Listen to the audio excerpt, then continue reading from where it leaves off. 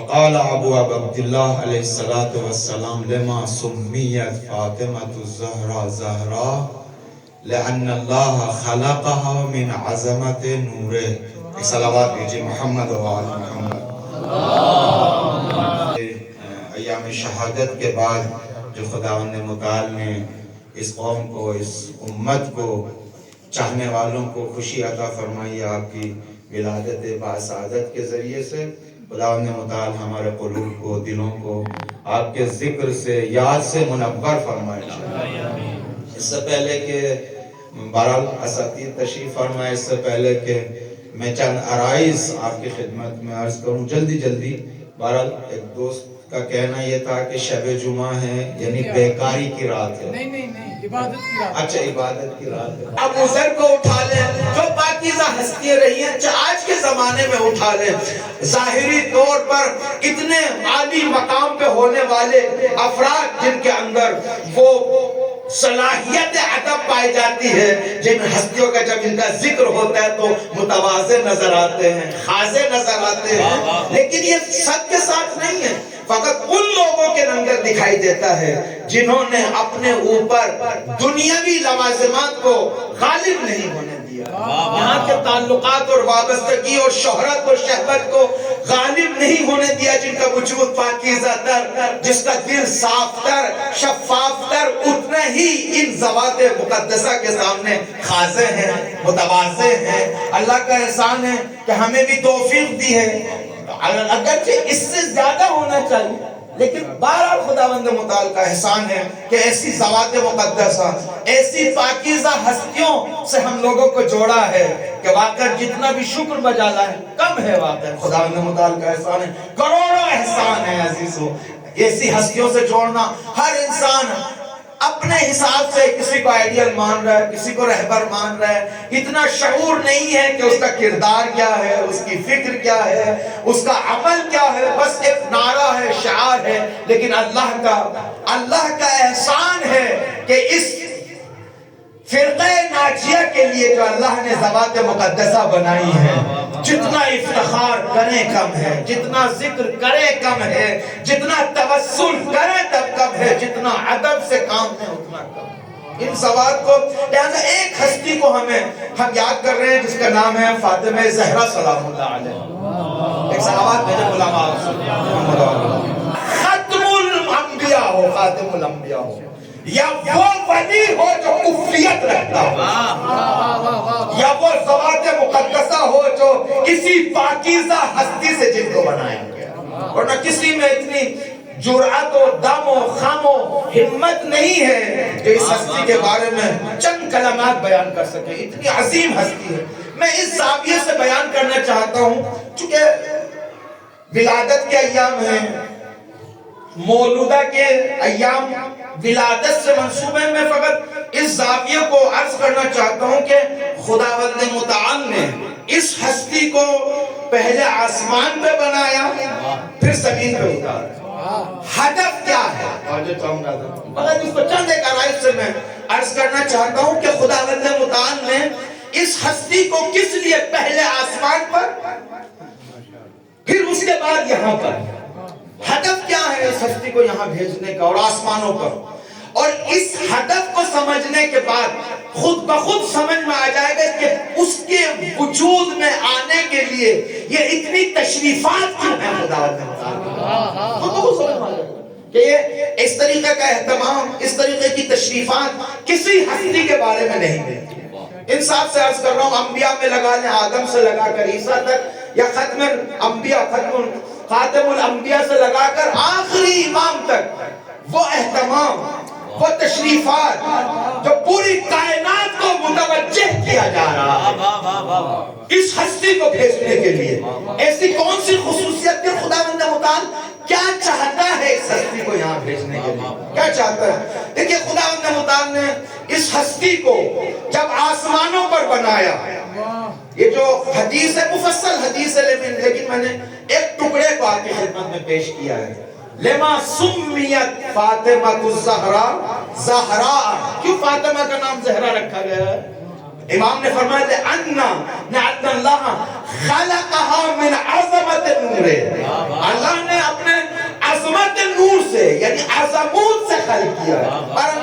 بالکل بھی اصطلاحات کی طرف نہیں جانا چاہتا ہوں، لیکن خدا متعال چاہتا کیا ہے، چاہتا کیا ہے؟ دیکھیے دو قوس ہیں، ایک قوس نزول ہے، ایک قوس صعود ہے، ایک اوپر سے آنا ہے، ایک پھر نیچے سے اوپر جانا ہے۔ یہ ہم لوگ بہتر سمجھتے ہیں، طلاب ہیں، علماء ہیں، اساتید ہیں، ہم یہاں بہتر سمجھتے ہیں۔ جب کوئی مرتا ہے تو ہم کہتے ہیں اِنَّا لِلَّهِ وَإِنَّا إِلَيْهِ رَاجِعُونَ إِن مِّن شَيْءٍ إِلَّا عِندَنَا خَزَائِنُهُ وَمَا نُنَزِّلُهُ۔ یہ جتنا یہ نزول سب اس کی طرف سے ہو رہا ہے، اور سب کو ادھر ہی جانا ہے، سب کی مسیر، سب کی رجوع، سب کو وہیں پلٹنا ہے، راجعون سب کی ادھر ہی ہونا ہے، ادھر سے آئے ہیں ادھر سے۔ اس شہزادی کی شان قوس نزول میں بھی دیکھیں، قوس صعود میں بھی دیکھیں، پھر ہمیں سمجھ میں آئے گا کہ کس ہستی کو یاد کر رہے ہیں۔ جب آغاز ہستی ہوتا ہے اس شہزادی کا، آغاز ہستی ہوتا ہے، آپ مختلف زاویوں سے، آیات سے، روایات سے آپ نکال سکتے ہیں۔ حضرت آدم کا قصہ اٹھا لیں، انبیاء کے قصص اٹھا لیں، جب اس ہستی کا نور متلالو ہوا اس عالم میں، تو اس تمام ملائکہ نے سوال کرنا شروع کیا۔ اس کو میں تھوڑا سا عرض کرنا چاہتا ہوں، یہ قوس نزول کی تفسیر ہے۔ قوس صعود کی پھر میں آپ کے سامنے چند ایک عرائض کی پیش کرنا چاہوں گا کہ کیا ضرورت تھی اس عالم میں اس شہزادی کا آنے کی، اس کو فقط بیان کرنا چاہتا ہوں۔ جب ہم قوس نزول کی باتیں کرتے ہیں تو خداوند متعال نے اس ہستی کی تخلیق کے لیے جو اہتمام کیا ہے، جو تشریفات سے کام کیا ہے، پیغمبر کی معراج کو اٹھا لیجئے، فلک کو اٹھا لیجئے، لیکن میں جہاں سے قوس نزول شروع ہوتا ہے وہاں سے عرض کرنا چاہتا ہوں کہ جب اس ہستی کا نور جلوگر ہوا اور ملائکہ نے پوچھا، لما اضاءت السماوات والارض، جب زمین اور آسمان نورانی ہو گئے، وخرت ابصار الملائکہ، اور تمام وغشیت ابصار الملائکہ، تمام ملائکہ کی آنکھیں چندھیا گئی۔ میری آنکھیں چندھیا جائیں، اس عالم میں رہنے والے کی آنکھیں چندھیا جائیں، کوئی مسئلہ نہیں ہے۔ عالم نور کی موجود شے خود ملائکہ کی آنکھیں چندھیائیں، اس کا اپنا ایک الگ معنی ہونا چاہیے کہ کس طریقے سے آنکھیں چندھیائیں۔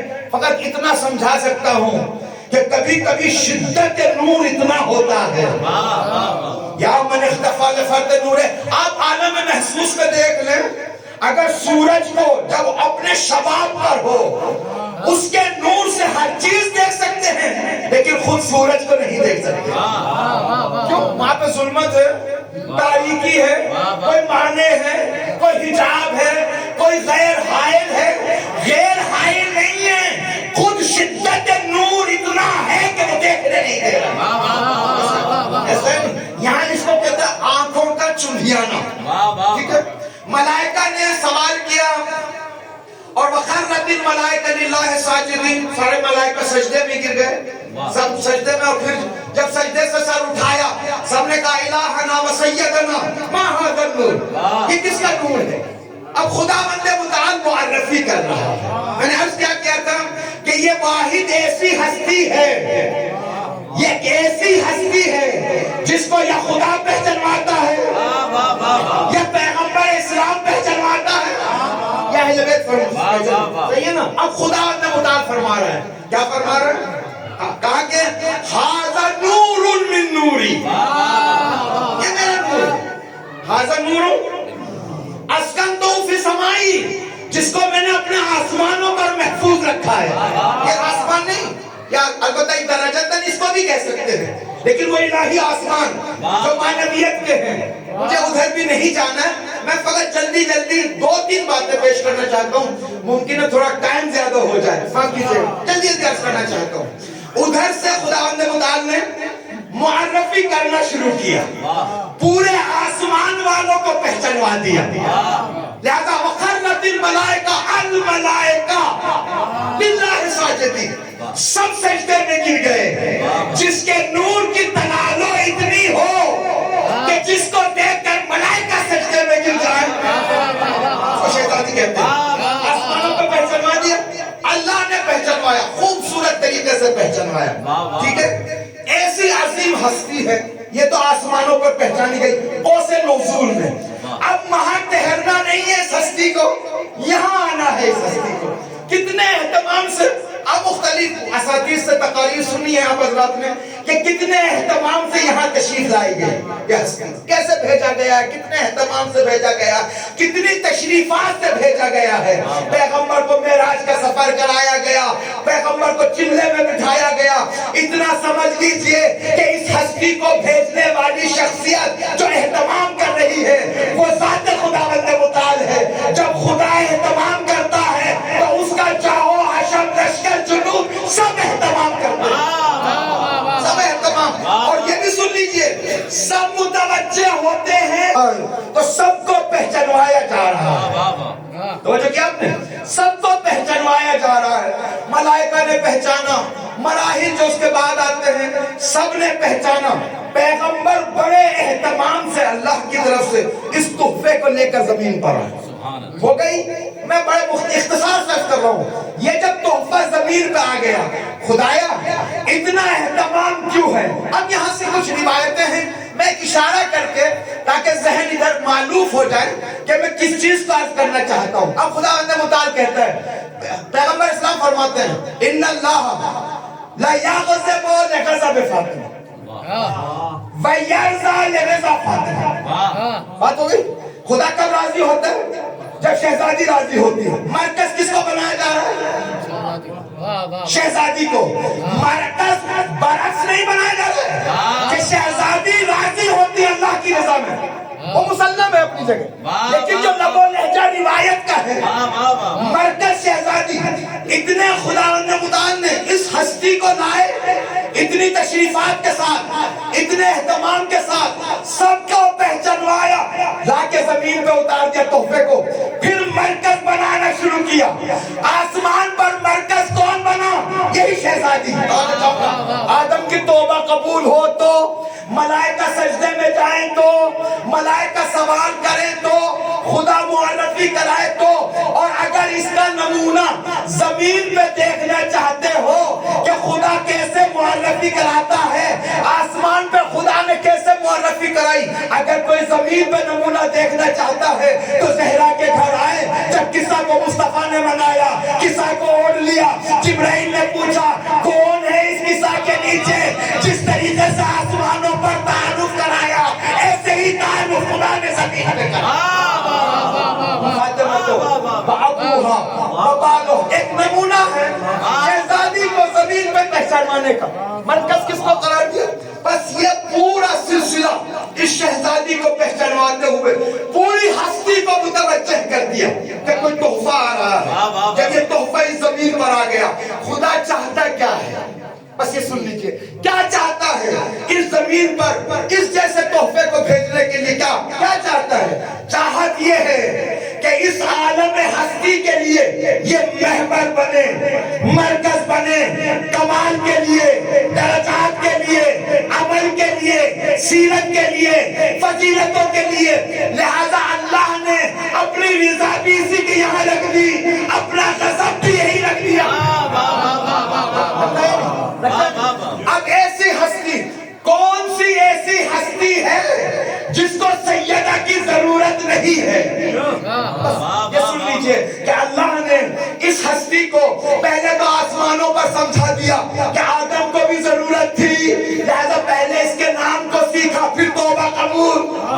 ملائکہ کو سجدے میں ڈلوا کے بتا دیا کہ اس کا نور جلوہ گر ہو تو ملائکہ سجدے میں, ادھر سے پہچانوا دیا. لاکے زمین پہ اس تحفے کو زمین پہ خداوند متعال کون سا محور بنانا چاہتا ہے, کون سا مرکز بنانا چاہتا ہے؟ انبیاء آئے, اولو العزم انبیاء آئے, ختمی مرتبت آئے, اولیاء الہی آئے, لیکن اس ذات کو کیوں خداوند متعال کون سا محور دینا چاہتا ہے؟ محور یہ ہے کہ عالم تخلیق میں قوس نزول سے خدا نے اعلان کرنا شروع کر دیا کہ جس تحفے کو دینے کے لیے اپنے حبیب کو بلا رہا ہوں, کوئی مخلوق ایسی نہیں جو اس کی محتاج نہ ہو. آگے زمین پہ اتار دیا. مجھے یہ بتائیں اب کون سی ایسی مخلوق ہے جو اس کی محتاج جہاں سے چاہیں ملائکہ سے چاہیں.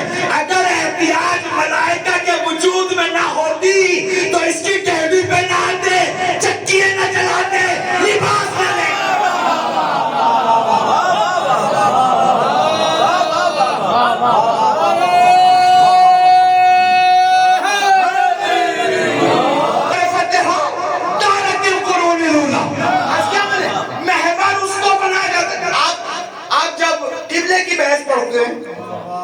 قبلے کی بحث میں یا اوقات صلاۃ کی بحث پڑھتے ہیں, اوقات صلاۃ میں ایک شاخص کھڑا کرتے ہیں, وہ معیار ہوتا ہے تشخیص کے لیے, معیار ہوتا ہے فضیلتوں کو تشخیص کرنے کے لیے, ہے یا نہیں؟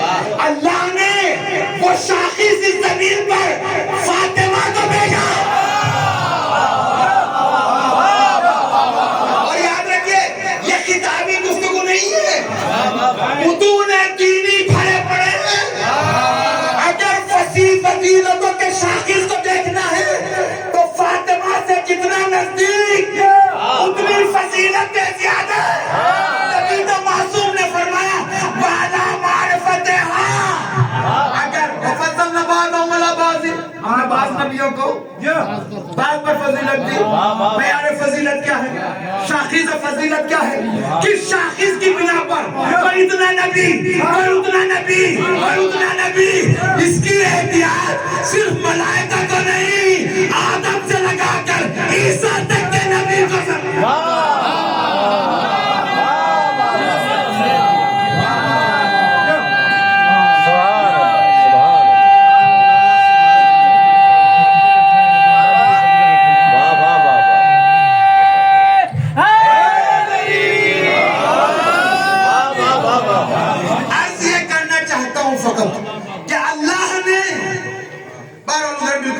چاہتا ہوں کہ خود کیوں نہیں آیا. اصل تو شاخص خود ہے, اصل تو شاخص خود ہے, وہ خود آ نہیں سکتا. ان اللہ لا ينصب الا العاجز, عاجز نہیں ہے, یہ ہو نہیں سکتا. اگر خود نہیں آ سکتا جو عالم امکان میں ہو سکتا ہے,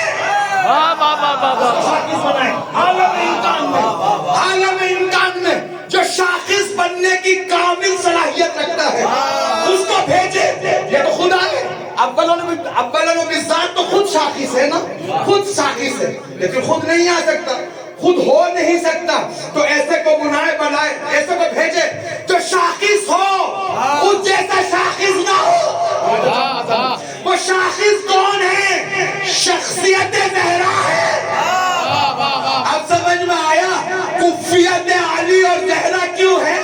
اگر علی یہ کہتے ہوئے نظر آتے ہیں کن تو ولیان آدم و بین الماء والطین, میں اس وقت بھی ولی تھا جب آدم مٹی اور پانی کے درمیان تھا, تو یہ بھی ماننا پڑے گا فاطمہ کی معرفت کے اعتبار سے کسی نبی کو اتنی فضیلت ملی, کسی کو اتنی فضیلت ملی, کسی کو اتنی.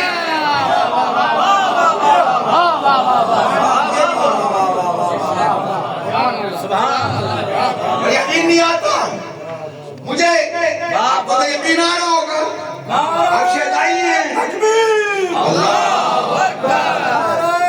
وعدہ دیتے ہیں روزہ قیامت دکھائیں گے جن ذات کے سامنے ملائکہ اور انبیاء بھی اپنے سر کو جھکائے ہوئے ہوں گے, یہی شہزاد.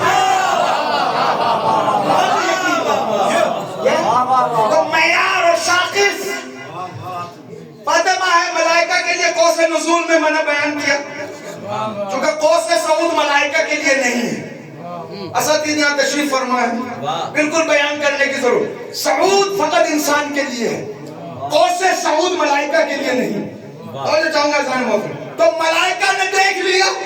آپ پوری ہسٹری جانتے ہیں, معارف کے درجات بارہ دور پہچانتے ہیں, لیکن قوس صعود میں ملائکہ اس ذات کی شاخص کی وجہ سے انبیاء میں تفاوت ہوا, بس انبیاء کو ضرورت. اس کے بعد کون بچتا ہے؟ میری بات سنیے. اس کے بعد خاتم الانبیاء, جس کے صدقے میں, جس کے طفیل میں سارے انبیاء خلق کیے گئے ہیں, اس ذات کو بھی دیکھیں تو اس حدیث قدسی کا معنی کریں. لولا